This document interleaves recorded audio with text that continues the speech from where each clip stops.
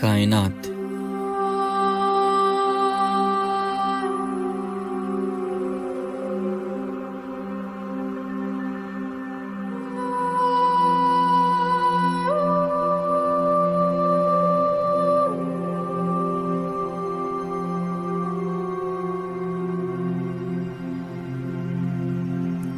په خاموشه فضا کې هاخوا د ځلېدونکو ستورو چې د اسمان په رنګینه لمن کې د غمیو پر څیر پوښل شوي دي. ډېر حیرانوونکی بېشماره او نه ختمېدونکی خلقت وجود لري.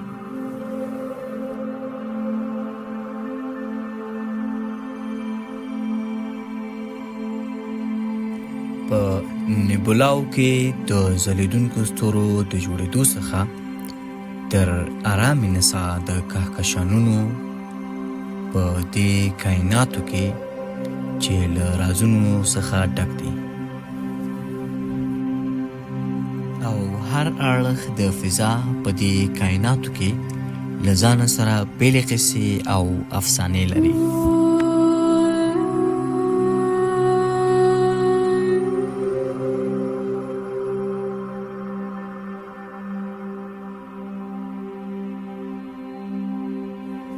او کائنات کوم چې خپل رازونه زموږ د سترګو پر وړاندې راپرسېره کوي او موږ د دې حیرانوونکو کائناتو د جوړښت په اړه سوچ او فکر ته هڅوي.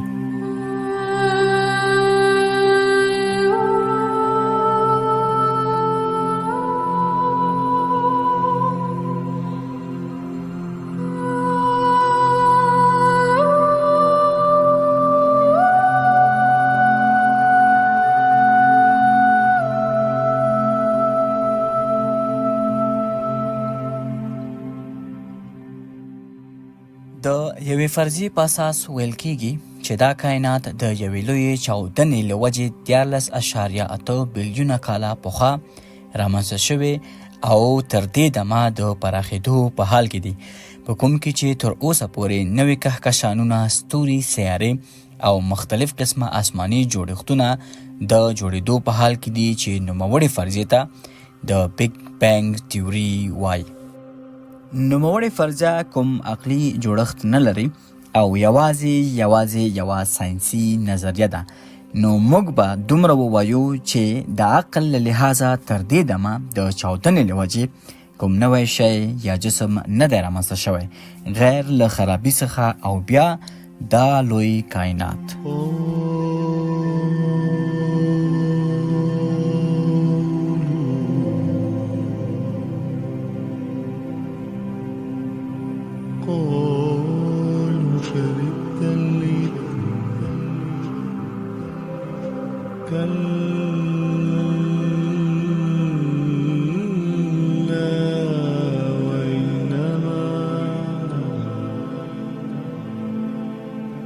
وإنما شربت التي في تركها عندي د کائناتو جوړښت د یو لوی آسماني جال پر څیر دی، په کوم کې چې په تریلیونهاو کهکشانونه او په نوموړو کهکشانونو کې په بیلیونهاو ستوري یا لمرونه او بېشماره سیارې ورسره څنګ کې مختلف قسمه نور آسماني اجسام لکه نیبولای، بلیک هولز یا تورې سیارې او آسماني تیږې یا میټرایډ یا اسټرایډ ورته ویل کېږي او بیا د نوموړو کهکشانونو کلسټرونو څخه جوړ شوی ده.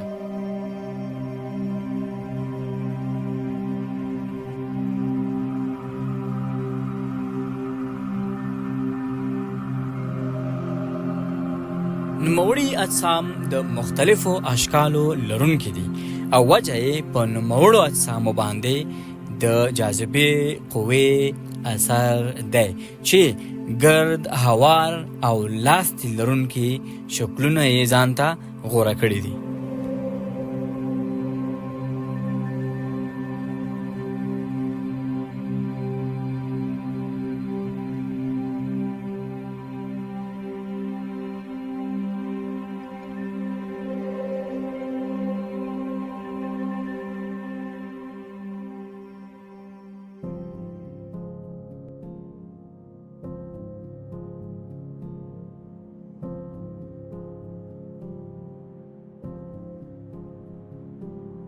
په د لویه ننداره د کائناتو کې د دې کائناتو د پراخېدو نظر یو ساینسپو په 1929 کال کې ورکړ چې دا کائنات د پراخېدو په حال کې دي، چې دا کهکشانونه او نور آسماني اجسام د یو بل څخه په لرې کېدو دي.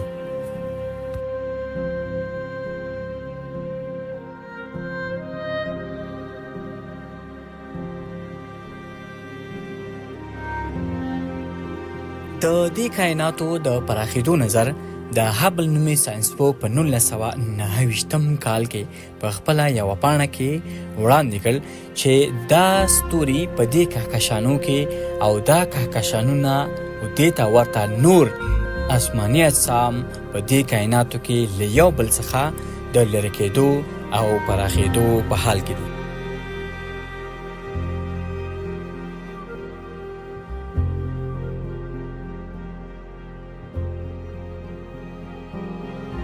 مګر دا کوم نوی پرمختګ نه و، ځکه زموږ په سپېڅلي کتاب قرآن کې نوموړی خبر 1400 کاله پخوا ذکر شوی وه چې نوموړي اجسام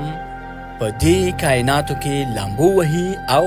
همدارنګه د پراخېدو په حال کې دي. والكفر عند المؤمنين حرام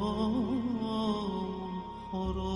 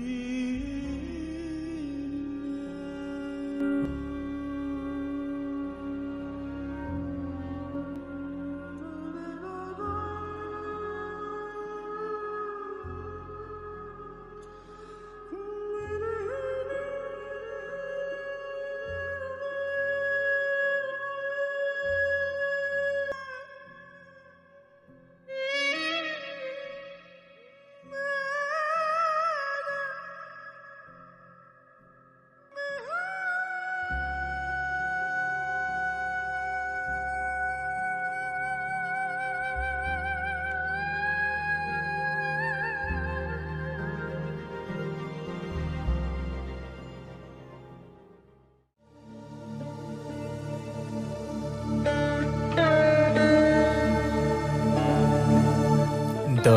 کائناتو ترکیب.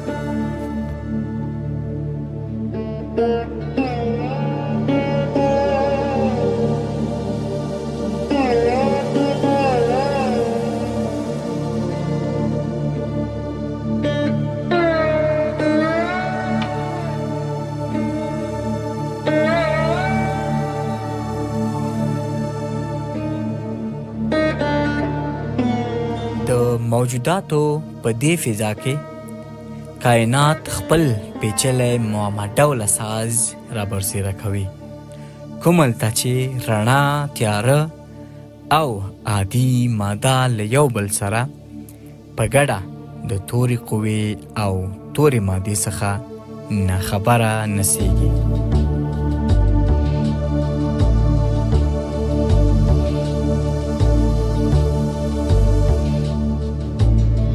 ډارک میټر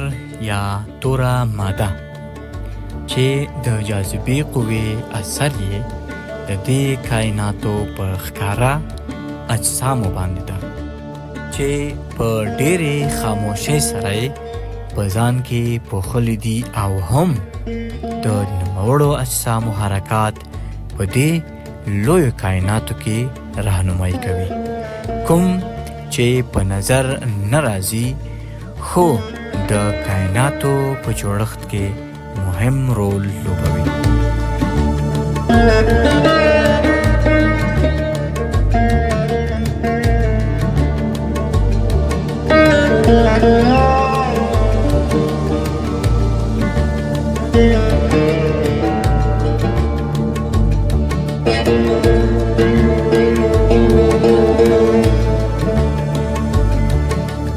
انرژي یا توره قوه یو آسماني قوه چې د دې کائناتو په خلا باندې نفوذ لري، کوم چې په دې کائناتو کې د دې کائناتو د پراخېدو له رازه ډکې ګونګسې رابرسېره کوي. د یو نرم باد پر څېر د دې کائناتو لوړې او ژورې په دې اسمان کې مخ پر وړاندې بوځي او دا کهکشانونه د یو بل څخه لرې کوي.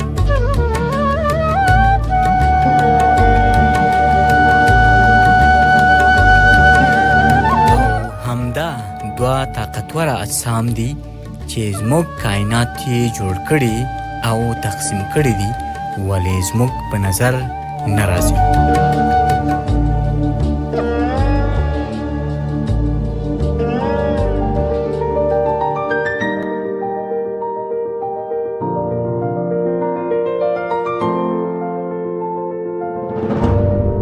ډارک میټر یا توره ماده کوم چې له ځانه څخه کومه رڼا نه تولیدوي او نه هیڅ قسمه برقي یا مقناطیسي برقي شعاعګانو سره تعامل کوي، مګر اثر یې په ښکارندویه اجسامو د اسمان ډیر زیات دی. او له بله طرفه ډارک انرژي یا توره قوه د دې کائناتو په پراخېدو کې ډېر کومک کوي او د دې اجزاو څېړل د نن ورځې د ساينس یو له مهمو موضوعګانو څخه ده، که چیرې د دې کائناتو له رازونو څخه په پوره توګه پوهېدل غواړو. نو د دې کائناتو 28% برخه تورې مادې یا ډارک میټر نیولې، 88% برخه یې تورې انرژي یا ډارک انرژي نیولې او پاتې 15% برخه یې عادي مادي نیولې چې عبارت له دې ستورو، سیارو، کهکشانونو او نور آسماني اجسامو څخه دي چې په رڼا او تیاره طرف د ځمکې په دې اسمانونو کې د تلسکوپ او یا هم غیر له تلسکوپه زموږ په نظر راځي. دا چې زیاته برخه د کائناتو نوموړو دوو اجزاو په شمول زموږ د آبي رنګې سیارې نیولې، نو همدا مهال نوموړې ماده او انرژي نه تنها زموږ له بدن څخه بلکې د ځمکې پر سر د شته ټولو موجوداتو څخه د ایکس ری شعاع پر څېر تیریږي، ولې نه موږ پرې پوهیږو او نه پر موږ کوم اثر لري.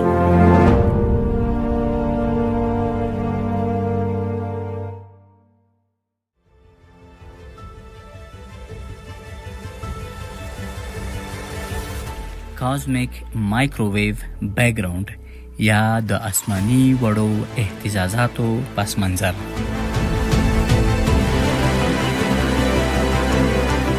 نوموړي اهتزازات نه بلکې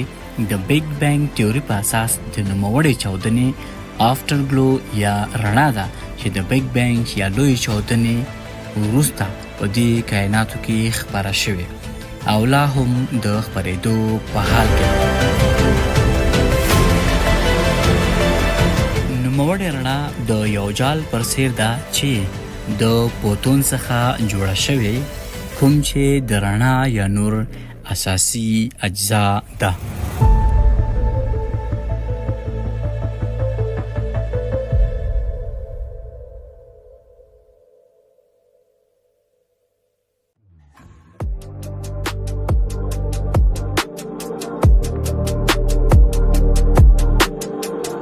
دا کائنات د مختلف ډوله اجسامو څخه جوړ شوي دي چې عبارت دي له کهکشانونو، نیبولای، آسماني ډبرې او هم آسماني یخ کنګلونه او دې ته ورته نور ډېر. کهکشانونه د دې کائناتو اساسي اجزا دي یا د دې کائناتو جوړونکي دي او په دې باندې پوهېدل د دې کائناتو په ټول جوړښت باندې پوهېدل دي، ځکه چې ټول آسماني اجسام په نوموړو کهکشانونو کې جوړېږي.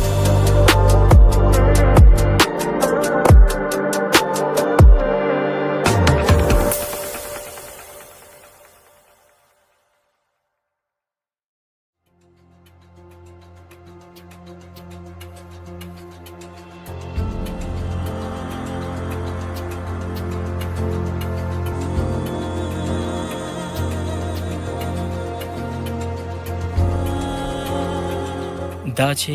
دا کهکشانونه د دې کائناتو اساسي تهداب یا جوړونکي دي، نو په دې کائناتو کې تر دې دمه د جوړې شوې ټکنالوژۍ په واسطه 2 تریلیونه کهکشانونه کشف شوي دي او شاید له دې څخه زیات وي، ځکه چې د انسان محدودیت په دې لویو کائناتو کې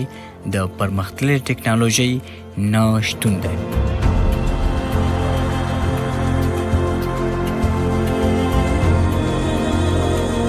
د نوموړو 2 تریلیونو کهکشانونو له جملې څخه یو هم زموږ ملکی وی یا د شیدیو د لارې کهکشان دی، کوم چې د دې کهکشانونو په منځ کې نه بلکې په بیرونی برخه کې له یو څو نورو کهکشانونو سره چې یو وړوکی غوندې کلستر جوړ کړی دی وجود لري.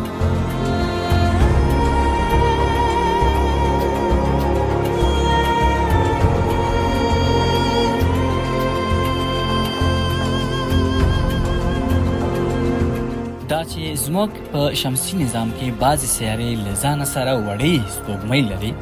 چې له نوموړې سیارې څخه مدار وهي، نو په همدې اساس زموږ کهکشان هم له ځانه سره واړه نور کهکشانونه لري چې زموږ د کهکشان څخه د سپوږمۍ پر څیر مدار وهي. تقریبا شمیر یې درجنو ته رسیږي چې هم غاټ او هم واړه کهکشانونه پکې شتون لري او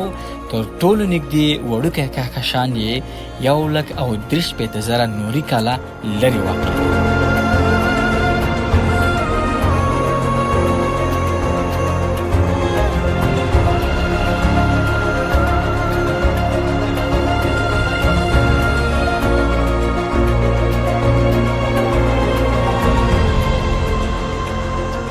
زموږ د کهکشان ورته نور ډیر کهکشانونه شته دي چې له ځانه سره واړه نور کهکشانونه لري او له نوموړو کهکشانونو څخه مدار وهي، چې یو له جملې څخه یې د M11 یا انډرومیډا کهکشان دی چې 2.35 میلیونه نوري کاله لرې زموږ د کهکشان څخه واقع دی.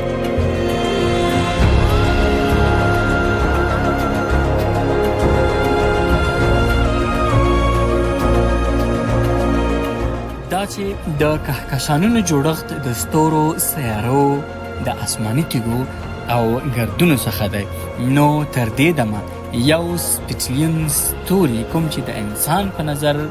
راغلي دي په دې کهکشانونو کې وجود لري، یعنی د یو عدد سره چې 24 صفرونه ولګي او په هر کهکشان کې په بیلیون هاو ستوري شتون لري، چې زموږ په کهکشان کې هم شاید د 100 بیلیونو څخه تر 400 بیلیونو پورې ستوري یا لمرونه شتون ولري، چې تر دې دمه 100 بیلیونه پیژندل شوي دي، چې بعضې یې د سیارو لرونکي دي چې یوې هم زموږ د شمسي نظام ستوری لمر دی. نو زموږ په کهکشان کې تر 500 بیلیونو څخه پورته سیارې شتون لري په کوم کې چې شاید ژوند کولو زمینه